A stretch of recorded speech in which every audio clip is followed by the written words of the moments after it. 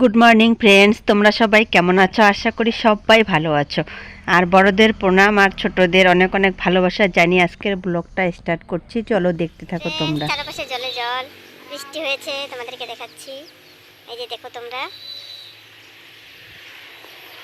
কয়েকদিন থেকে শুধু বৃষ্টি আর বৃষ্টি।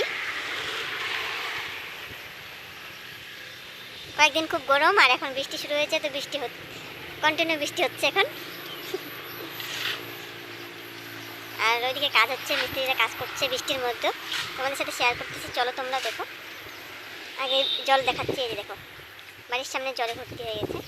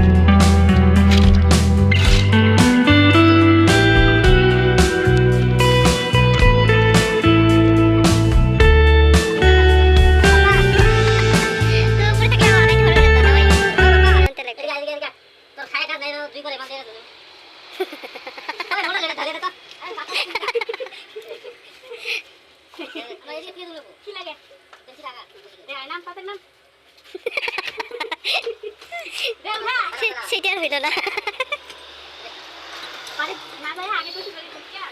খাওয়া দাওয়া যাবে। খালি হাতে গেলে শ্বশুর বাড়ি শ্বশুর কেউ খাওয়াবে না। মিষ্টি গেলে আবার দলদলে যেতে লাগবে মিষ্টি আনতে।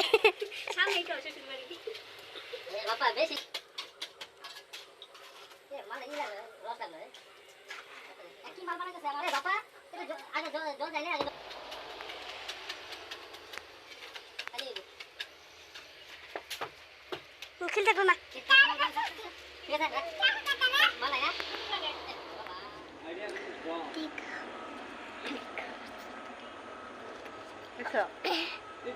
এইটা পড়বে নাকি? পড়বো না। না না, আমি দেখিনি, দেখো তোমরা। হাই আসো এদিকে ঘুরো। হারা রামা, হারা রামা, হারা